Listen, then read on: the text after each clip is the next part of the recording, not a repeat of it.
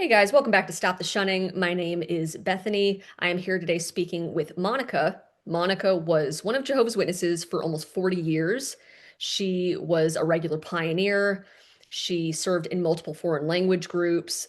She even applied for Gilead training, which is like the top tier training program in the Jehovah's Witnesses. And so she was heavily involved for a long time in the organization and then eventually found several abuses and a lot of hypocrisy. And she eventually left the organization. And now her devout family shuns her, has been shunning her. But she is moving forward. She is working as a human rights activist and board member for the Open Minds Foundation, which is with its flagship Stop Mandated Shunning project, which she's going to tell us more about. So, welcome to the channel today, Monica. Thank you, Bethany. I'm happy to be here. Yeah, absolutely. Really glad to have you on. You have a pretty wild story that you're going to walk us through. So, can you tell us a little bit more? Just get us started. Tell us a little bit more about your background. So I am fourth generation Jehovah's Witness. My great grandfather joined in, must have been like the 30s, but he still had books from Russell and Rutherford. So these are his actual uh, publications that have been handed down.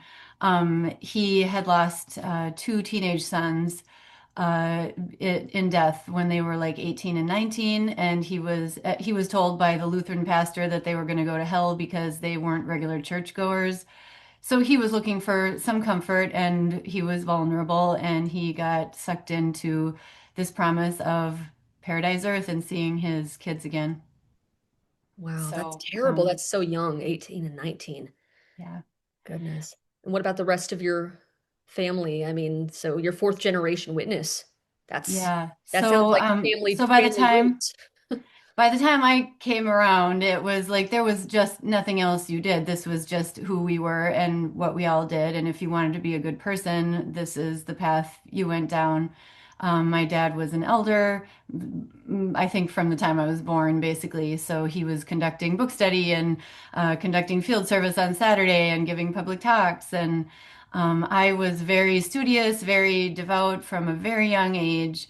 And that was pretty much, my trajectory. Became a publisher very young, got baptized very young, went over the questions at age 11 and got baptized when I had just turned 12.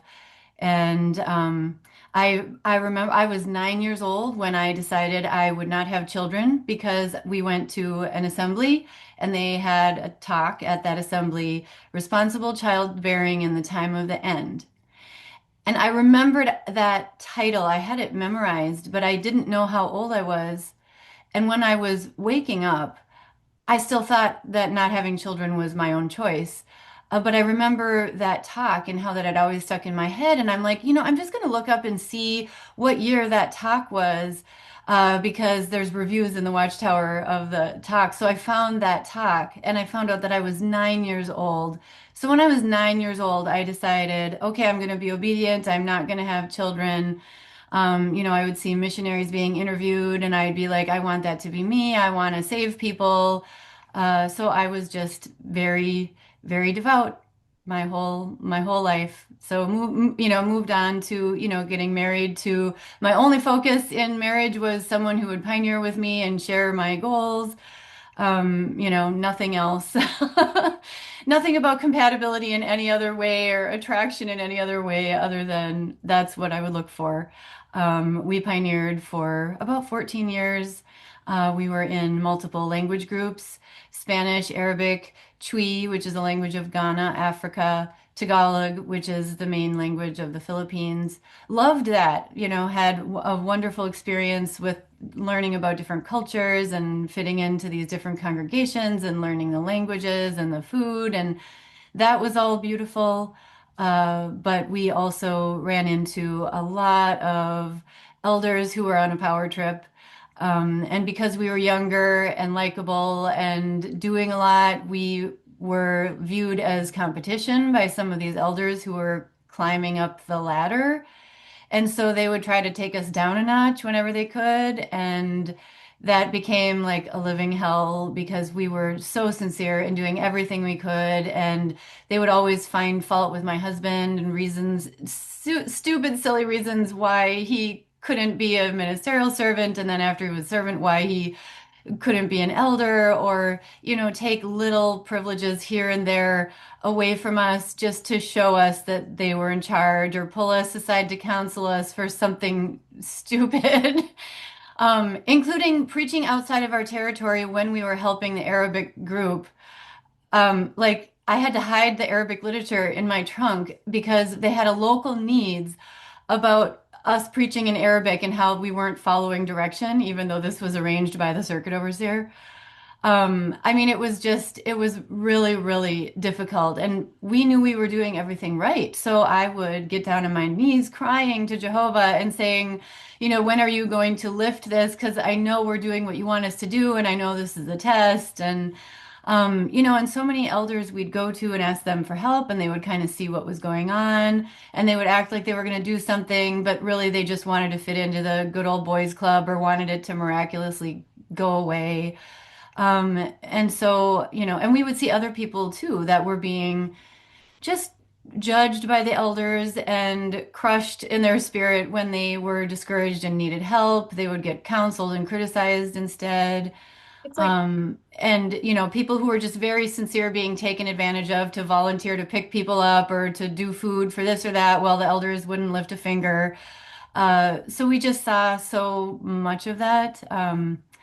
Eventually, we applied for Gilead, and the circuit overseer was encouraging us, and we thought we were living like literally from day to day, like we weren't buying travel, flights to travel anywhere. We were just watching what we spent and everything. We were ready to sell our house at the drop of a hat and waiting to get invited.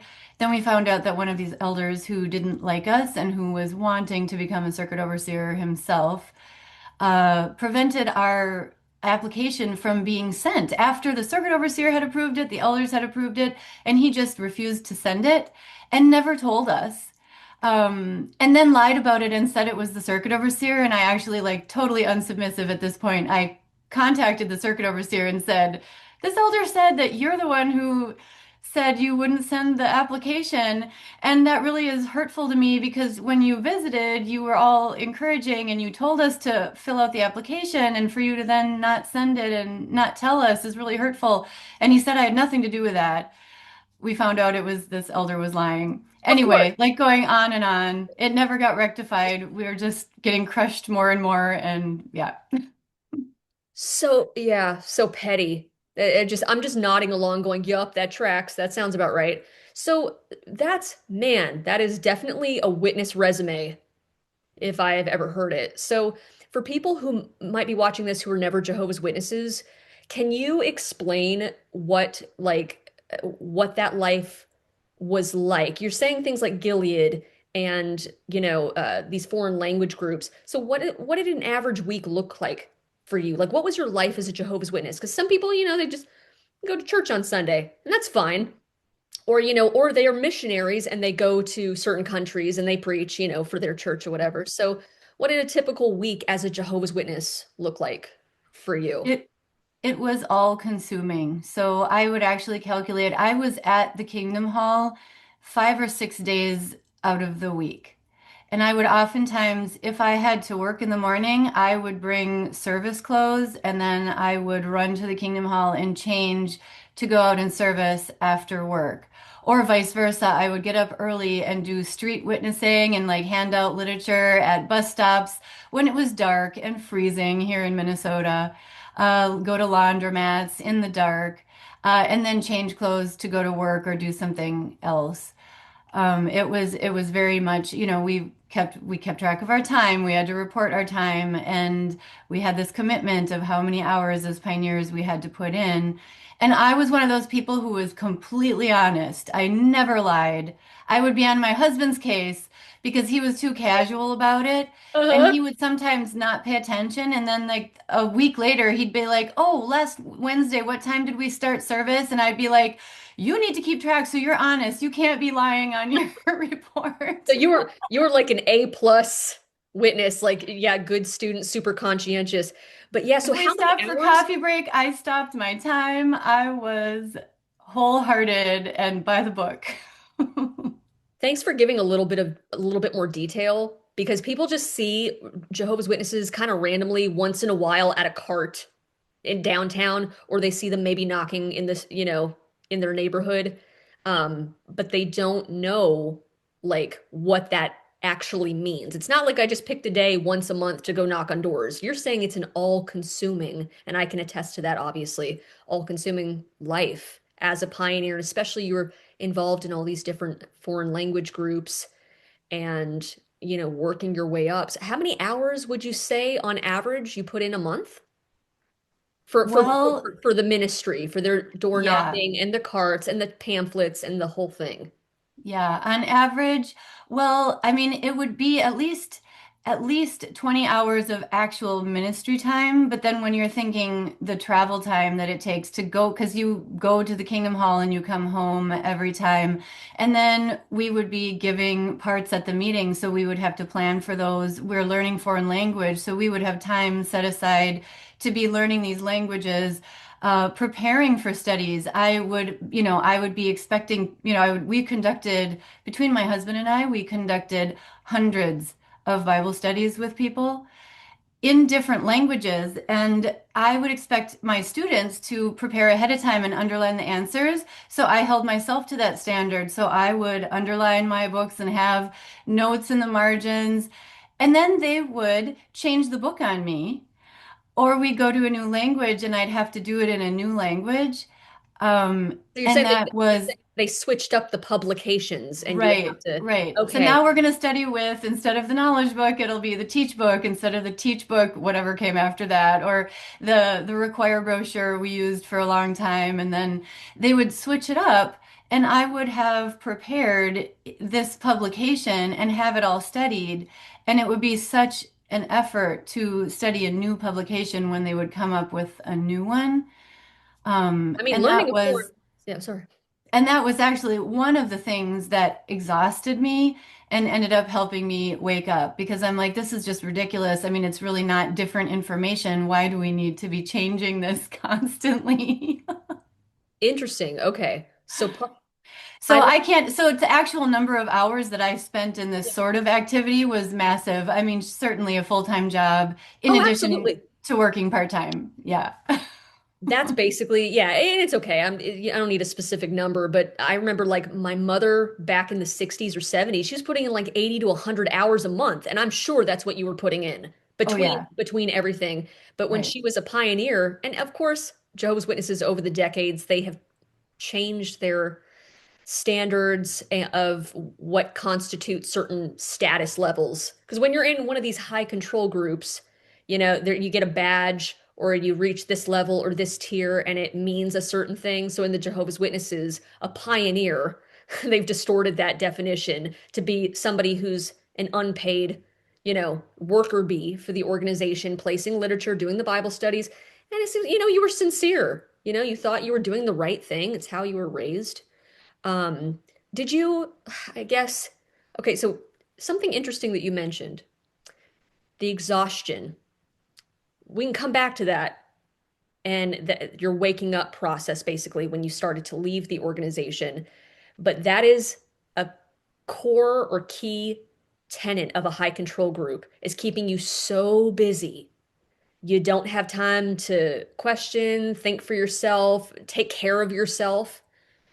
So we'll come back to that more, but I want to ask you, in the beginning, like when you were a kid or teenager or anything like that, did you have any doubts at any point growing up, or did you like, obviously you were extremely dedicated, but was there ever a little voice in the back of your brain? Some people don't have that voice, and others are like, you know what? There's something off here with the organization or this belief system. I don't know.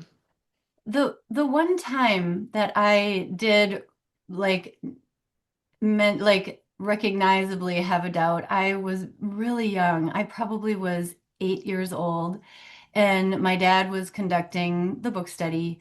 And I remember going to him and saying, "But Dad, how do we know that the Bible is really from God?"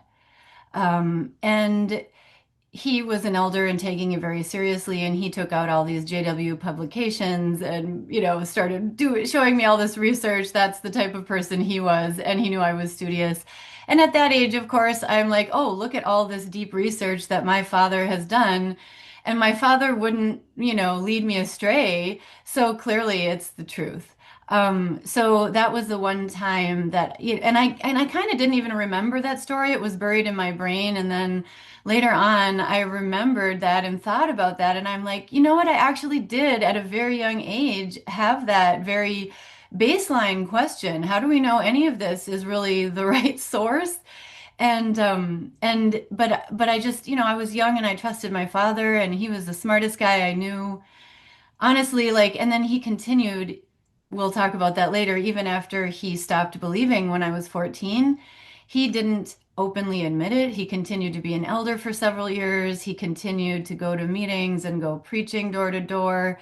And I stayed in because of my dad. When I got exhausted or, discouraged, I had his example and I thought, well, even when he's discouraged, he doesn't give up because he knows that this is the way, the right path. And, it was very much his example that I followed. And looking back, I just think if he had gotten out, I would have gotten out. It was really, it's all his fault.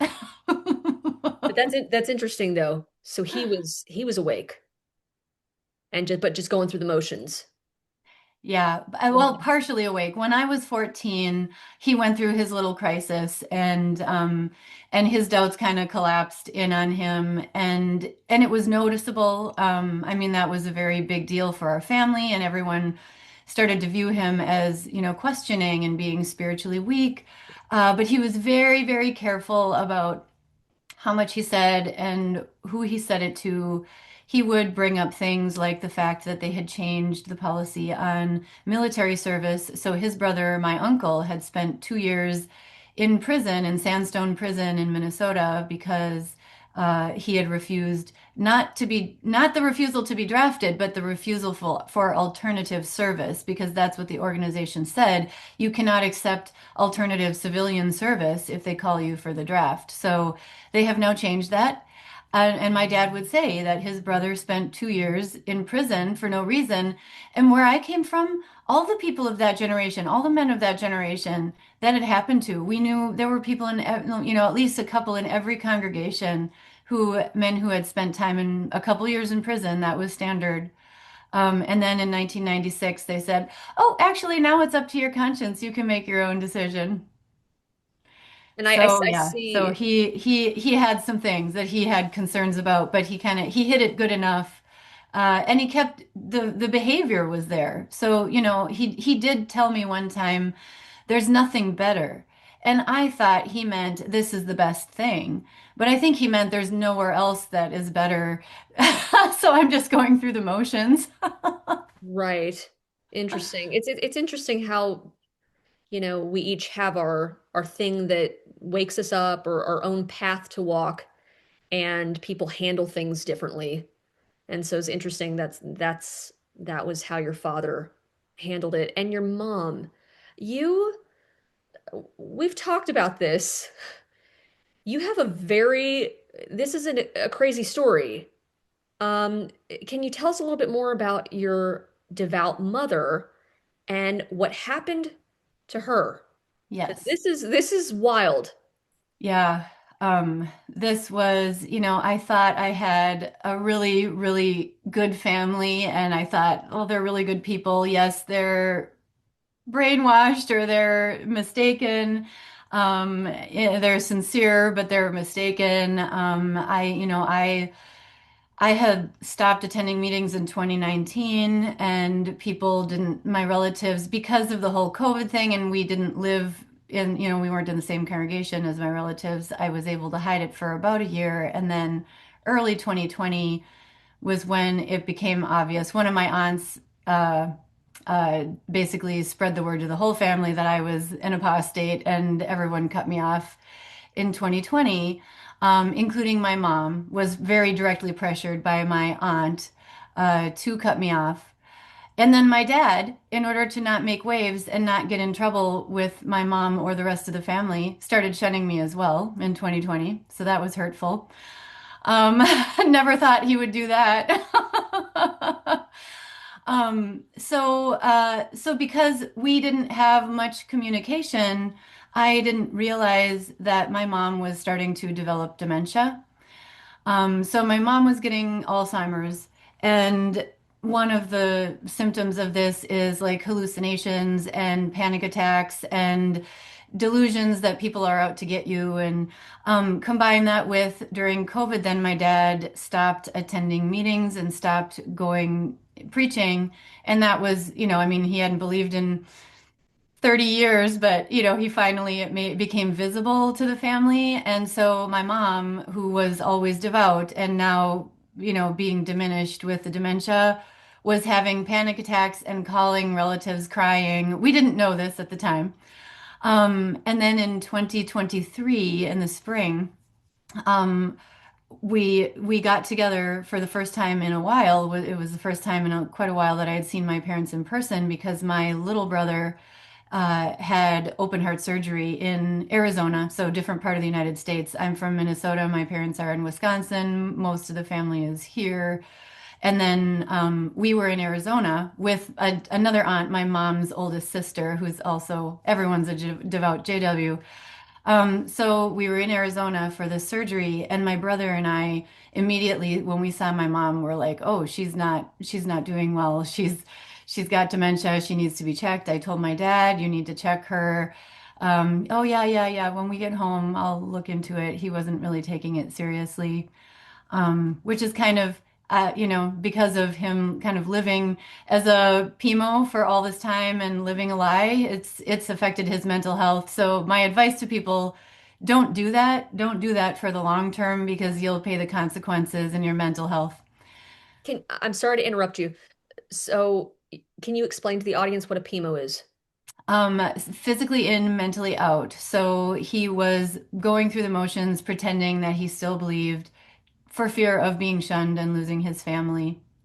So he was, it just diminished in his capabilities in general and not able to really process what was happening with my mom either.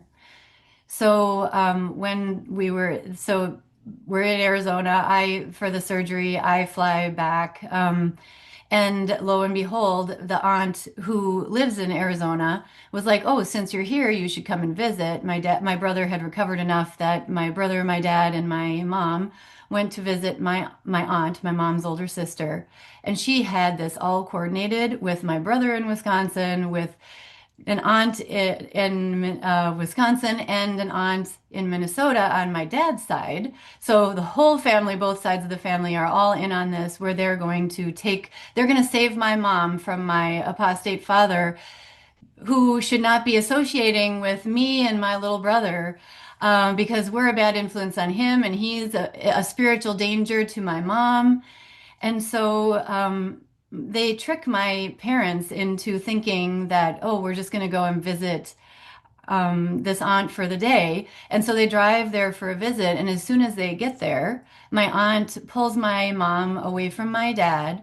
My aunt gets my brother on the phone to distract my dad.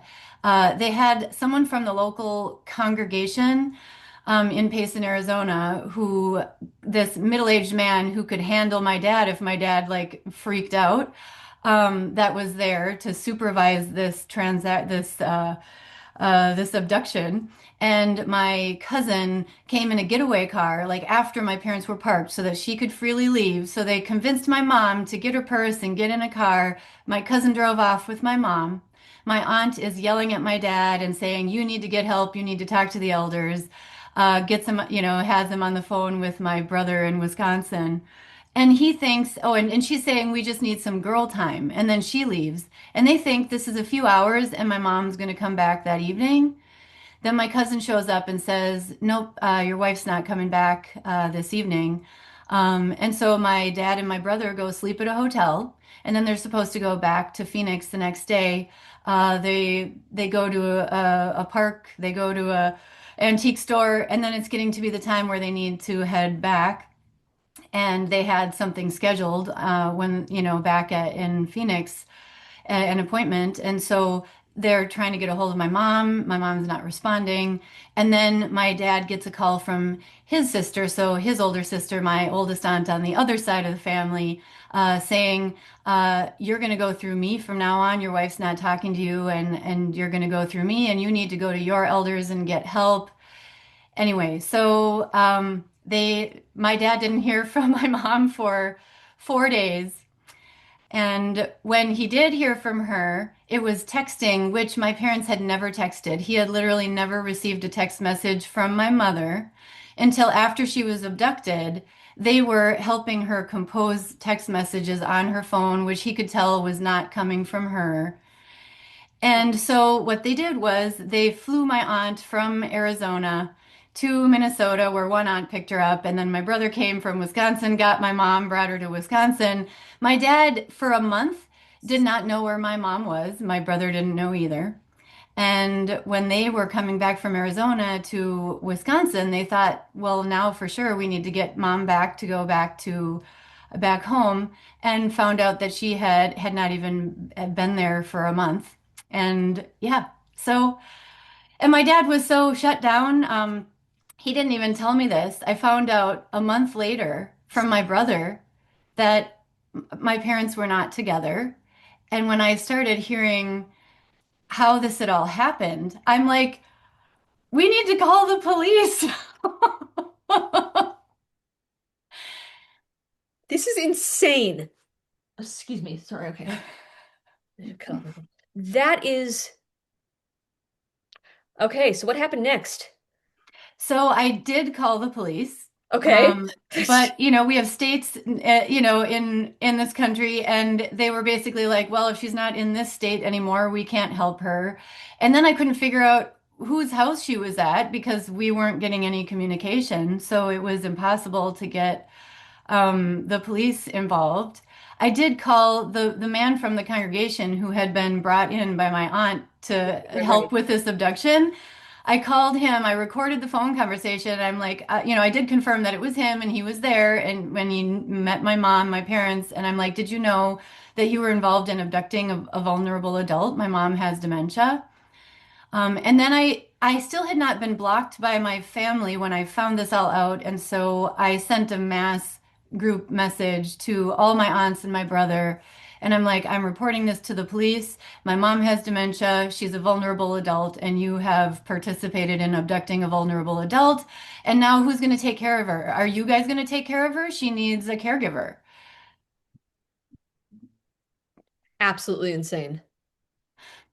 Yeah. So then they were separated for 4 months, and but they were my brother would message my dad, and my dad would share those messages with me, and he had one conversation over the phone with my sister-in-law, and that was what we were getting. Occasionally my parents actually would have phone calls for a while. They didn't for a while, then they did for about a month, and then my brother took my mom's phone. But when they would talk on the phone, they wouldn't talk about anything. It would be like, oh, what flowers are we going to plant in the shrubber, like in the garden? Like it was these were two non-functional people. My mom because she had dementia, and my dad because of his mental health issues. So when they were on the phone, which we were recording those conversations, it sounded like they were hanging out on the sofa in the living room having a chat. But they weren't talking about the fact that they were separated. You guys just And witnessed. so my brother would message my dad saying, "This is our ultimatum. You need to move from where you are living in Wisconsin to Hayward, where I am." So my brother is in Hayward.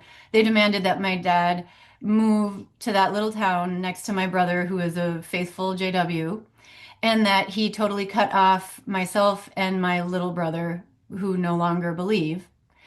And that was the conditions under which my dad could get my mom back. And for 4 months, there was like just a standstill with this, a standoff. And finally, I got an attorney, and I sent everyone a letter. and I sent the congregations of all my aunts and my brother a letter. That was my next And question. yeah, Okay. and that's when my dad freaked out because he wanted to find some like good way like that would have the organization's approval and like still like he wasn't willing to go outside the Right. organization Right. to put any pressure on the situation. And after 4 months, I had it. And I'm like, we Hmm. need some movement here. Something needs to happen. And so when I sent these letters out, then dad cut me off, kicked my little brother. He had moved back after heart surgery. He had moved back with my dad. My dad kicked him out, made him homeless, cut me off, went and on bended knee, crawling and begging to my brother where my mom was living, and said, "Okay, I will cut off my other children and I'll move to Hayward if you give me my wife back." This is so sick. This is sick. This is who's coming to your door. I mean, I just that's just a wild story. I'm sorry that you went through that, and but people need to hear what Jehovah's Witnesses are capable of. You know, I'm not saying every Jehovah's Witness is going to pull something like this, but they will rationalize and do whatever's needed. And they just have it in their minds that you're the bad guy and you could be the sane one, the reasonable one. And if they believe that your loved one is in spiritual danger, spiritual danger, we got to go, the ends justify the means. That is Yeah. absolutely wild. So, And I would like to say that I never thought my family would be like this. I thought they're intelligent not. people, they're good Yeah. people. Yes, they're misled with the religion, but when they were shunning me prior to this, I was like, okay, I get it. Like, because you just haven't woken up like me. Like, I never saw this coming. I never thought they would do anything like this. And if they did, I thought, well, in an emergency where I literally say my mom has dementia, I'm calling the police, I thought they would at least reach out to me at that point. Nothing. I got nothing. And I'm like, you people are literally insane. And I do think that, that's general with Jehovah's Witnesses. Their their one and only loyalty is to the organization and the leadership. And you don't know what they're capable of. I mean, we're told that they're pacifists, but the governing body could change that and they could become violent if they were told or if they expected that that's what they were now supposed to do. If we talked about this earlier, if they were told, drink this Kool-Aid, take this pill, this sleepy pill, and wake up in paradise, they would do it. A lot of them would do it. Yeah, we talked about this because, you and I both know, and I know a lot of people watching this will be familiar with the Watchtower article that I think it came out in 2013, where you mentioned the governing body. And for anybody watching this who doesn't know who that is the centralized leadership that like pulls the strings for the whole organization, 12 men in upstate New York. And they're the leaders, top officials. And they came out with this article that said, you better be ready to follow. I'm paraphrasing, any instructions given from the governing body, even if it doesn't make sense from a human standpoint or not. Yeah. So, you're subjugating your conscience, you're handing over your critical thinking skills to these men. This is not just church on Sunday. This is, like you said, an all-consuming, exhausting, and quite frankly, just insane. They'll do anything. The ends justify the means. There's things that you said about your family that you never thought your family would turn out to be this way. There's things, that I've dealt with in my life where it's the same thing. It's like I never imagined dot dot dash. And yet here I am. Mhm. So, didn't you put up a billboard at Yeah. some point? Okay. Yeah. Yeah. So can you tell the audience about this billboard that you created? Yeah. So it was about a year after my mom's abduction and my parents' separation. So it had been a year that I hadn't heard anything from them, and I happened to be visiting Hayward, Wisconsin, where I grew up. So there's a Kingdom Hall there. There's a population of 2,000 some people officially, and I went all the way through school there. I have a very recognizable last name, and everyone knows Jehovah's Witnesses in that little town, and everyone knows each other. So I was visiting, I was laying in a hotel room, and I'm like, this is so ridiculous that I literally am basically within walking distance or, a few minutes driving distance of all these people I grew up with, all of these family members. And yet I can't go and talk to them. If I go to the grocery store and I run into them, they'll ignore me. They won't even say hi. And I was laying there in bed thinking, what can I do for my voice to be heard? It was just so soul crushing, like I didn't exist. And I thought of this billboard because we'd been driving for hours to get there. We saw a lot of, billboards in the area. And I just got this idea, well, I could put up a billboard. And here, we're in this small little town, that would be a big deal.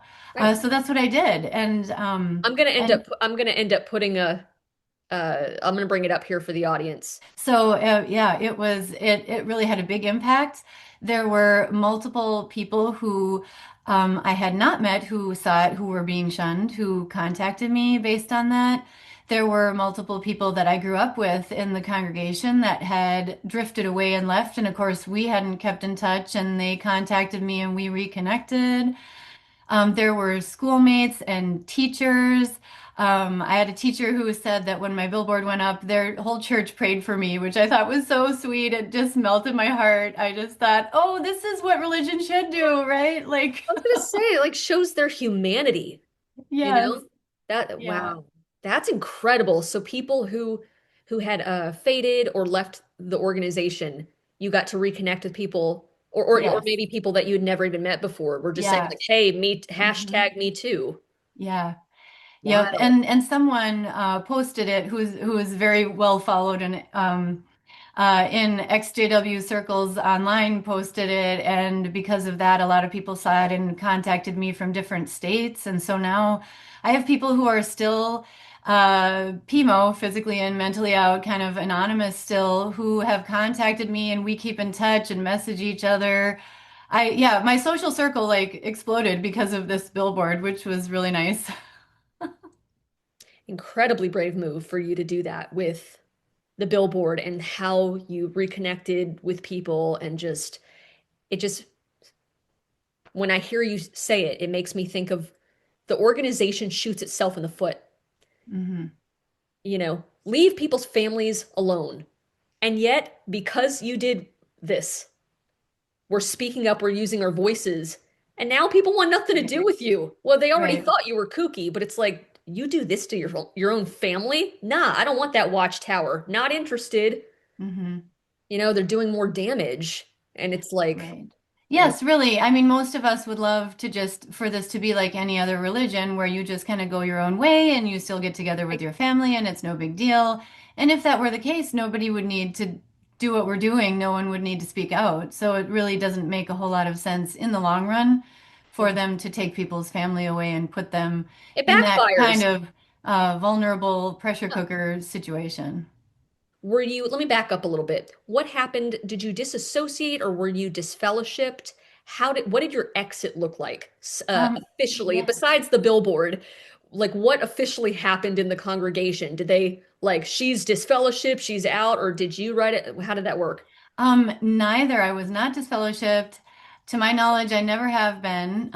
Did not Good. disassociate. I faded. I wrote a letter. It was funny. I had been awake for a couple of years, but I didn't have any other life, and it was so much a part of my routine. And I was just processing and trying to figure out what my next step was. I was trying to have final conversations with people because I knew I would lose them, and I wanted to say my final piece, even if they didn't know what I was doing. So I had this plan in place. My husband still believed, but he was very discouraged because of the things we had discussed. And he ended up getting so discouraged that he stopped attending meetings. And there were times when he didn't go to a meeting or two occasionally when he was discouraged. So I didn't think too much of it at first. And then he kept not going, and I was going by myself. And this went on for 3 weeks. And I'm like, well, this is ridiculous because you still believe it and I don't. Why am I going to the Keep meetings by going. myself? And of course, I go and I get harassed by everybody. Where's your husband? What, Is he sick? Is he? And I was running out of excuses after this time, and I'm like, well, you're gonna ruin my fade. But so I wrote a quick letter to the secretary, and I claimed that we wanted our publisher cards moved from our foreign language group in Tagalog to an English congregation on the other side of the cities. Um, and and I just, so they thought that we moved to English and it was far enough away. No one could really confirm that. And then we just kind of disappeared. And yeah, so like for a while we were just faded and no one realized um, until COVID. And then I said something to my aunt in an email that I knew would get me in trouble because I was questioning pointing out changes that the governing body had made in the past, and then that ruined that. But yeah, that's how I left. So I don't think I've ever been disfellowshipped. But Yeah, I'm sorry, but so your aunt, when you wrote your aunt, she took it back to the hive yes, and just, yeah, Monica is yeah. apostate. I should have seen that coming. She's an was an elder's wife for her whole life. Right, right, right. Elderette. So, Tracks, Eldoret. yeah, I mean, I knew it would end my relationship with her. I didn't calculate. It was kind of, naive on my part not to calculate that she would right away get to my mother. I know my mother, shunned me because of my aunt pressuring her. Yeah. Well, oh, none of us, sorry, Monica, none of us wants to, it's not funny. I'm laughing for a different reason. None of us wants to believe. Like, because you said it was naive on my part, I should have thought about the trail. We Hmm. always have to think of the trail as witnesses. Yeah. And when you're talking about your publisher card, people don't realize Jehovah's Witnesses are not like well, they're not like a lot of things as we've talked about, but you can't just like move on with your life or take your card, which is like I tell people Jehovah's Witnesses are on the grid. You can't just leave, under the auspices of like, oh, I'm switching congregations or whatever, I'll do this. They're going to find some way to track you down, and it's Hmm. usually through that publisher card. And so it's like you can't just say, I'm going to go to a different church or a different congregation. It's like, well, we need to have your information moved from, and they follow you around and none of us wants to believe that like you're writing your aunt, and you're like, oh, I didn't even think about how it's going to, we don't want to believe our family's crazy. Right. Like, that they're going to go to these measures to shun us or that they're going to have the reaction they're going to have. It's your family. And so, I mean, that's just why I do what I do. And that's why I appreciate you sharing your story because it confirms your voice is adding to just a growing pile of people leaving this organization that completely ruins families. And it's so, like you said, just it's so unnecessary. Leave families alone. You're shooting yourself in the foot. It's like it's not a live and let live, and I go my way and you go yours, and there's a mutual respect going on. Like I don't care if you're a Jehovah's Witness, I'm just not practicing, and we doesn't Mhm. work like that. When you leave the Jehovah's Witnesses, it's not like, oh, we still get together for Christmas and we have some awkward conversation by the tree, or it's Thanksgiving and it's kind of awkward because you hear people gripe about that. Like, we have a Right. weird family and, we kind of clash over the turkey. I'm like, no, it's not like that. It's like you're dead. Yeah. So I'm so sorry that you're dealing with that. But so Stop Mandated Shunning. Can you tell us a little bit more about that and the Open Minds Foundation? Because you're doing some incredible work there to Yeah. bring awareness to the fact that this is mandated shunning. This isn't just, oh, you and I have a beef and you don't like me. That's cool. You don't have to talk to me. But like telling mothers and fathers or a Right. child to cut off their parent, telling family members to cut each other off. That's a whole other level. That's ideological. Right. That's coercion. That's Right. abuse. So, Yes. yeah. So yeah, so very much trying to get that word out there, that term mandate in front of shunning, so people really have that clear in their minds. It's not just this personal individual choice that we're talking about. One of the most exciting things that has happened is that we've paired with Roehampton University in the UK. There's It started with two, and now I think there's maybe five researchers on the team. They are doing this really massive, in-depth research project that involves both a survey, which is the quantitative part of the survey, and the qualitative part is the interviews. They will be interviewing and surveying victims from many different groups, so not just Jehovah's Witnesses, also Baha'i Faith, Amish and Mennonite, Exclusive Brethren, Haredi Jews, Scientology, in addition to Jehovah's Witnesses. And they've had participation from Geelong Revival Center, Two by Twos, other groups as well. There are so many groups that shun, and it's important to recognize that it's not a doctrine or a belief. It's a practice, it's a behavior that is coercive and controlling. So we don't care about beliefs. You can believe whatever you want, but you have to respect human rights. You have to treat people well. Um, Treat people like you would like to be treated, right? Most religions say they subscribe to that. So let's subscribe to that, all of us. Yes, so hoping to get this research across the finish line because it needs lots of participation with the survey in particular. And they will also be interviewing professionals, so attorneys and legal professionals, therapists, psychologists, human rights activists, all these people who have understanding or experience working with people who are victims of shunning. So it will help inform courts and judges and attorneys. It will help inform therapists when they're, or people in the public health sector, so that there's a general understanding of what these people are going through and a recognition that this is a human rights abuse that predictably leads to attempted suicide, addiction issues, and mental health issues. So it'll be like 3 years and about $300,000. We're also trying to get it mostly, we're trying to get some grant money, but hoping to crowd fund a lot of it with GoFundMe. So yeah, just spreading the word about this research because also, depending on what happens in Norway, we're waiting to hear the verdict, of course. But if Jehovah's Witnesses lose in Norway, they will almost definitely be applying to the European Court of Human Rights.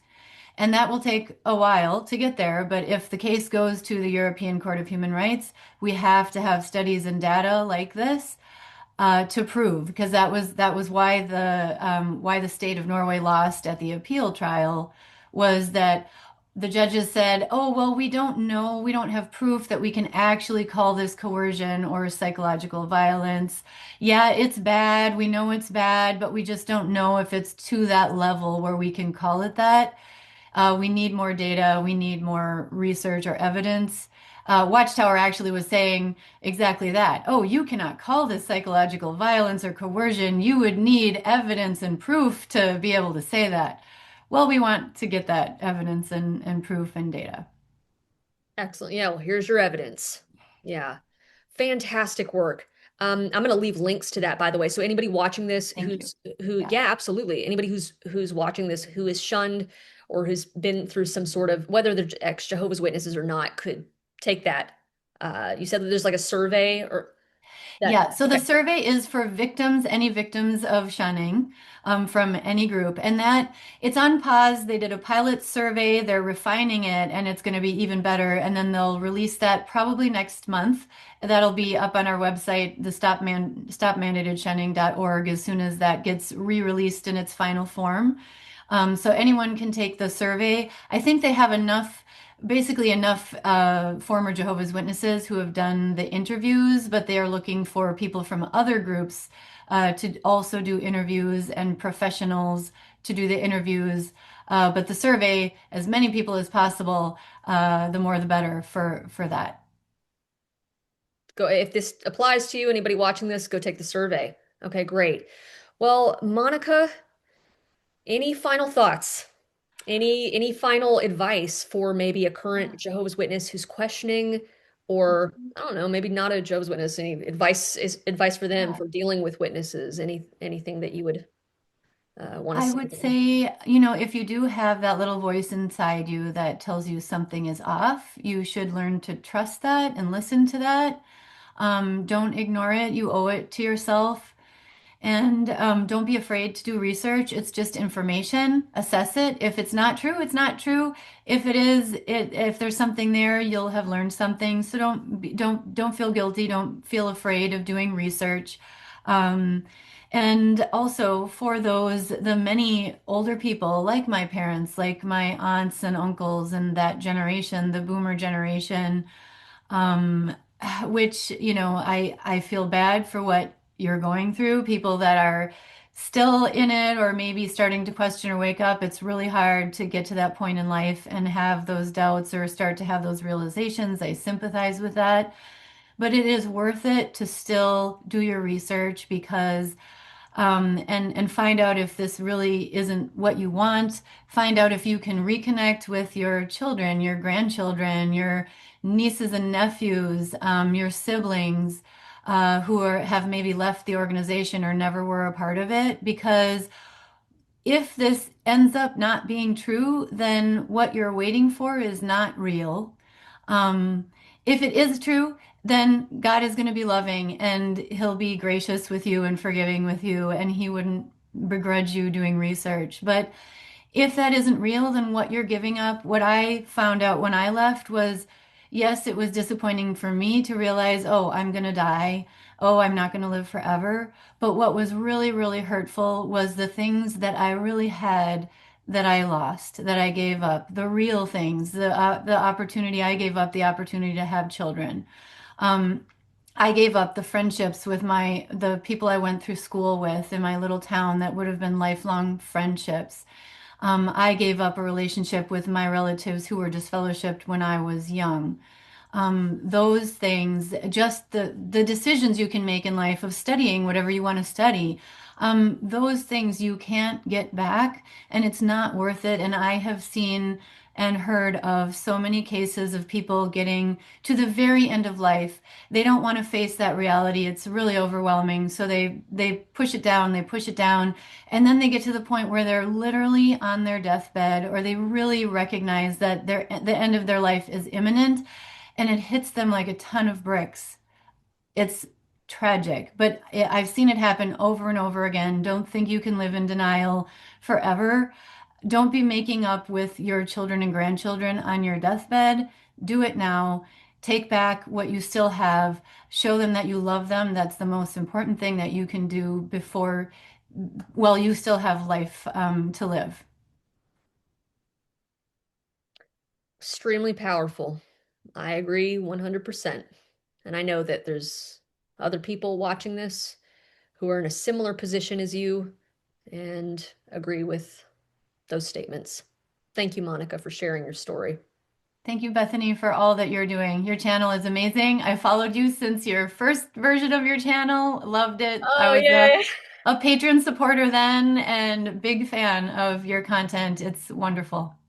Gonna add my voice to the pile, and you're doing the same. So thank you so much, Monica, for coming on the channel today. Um, and then I'll leave links in the bio so people can take the Stop Mandated Shunning survey and add their voice and create more awareness about the harmful policies of the Jehovah's Witnesses. Like you said, we don't care what you believe as far as, paradise or whatever the thought process or beliefs are. It's just don't tell families not to talk to each other. And, don't harm families. So, anyways, thanks again, Monica, for coming on Stop the Shunning. Thank you, Bethany. Bye. Bye.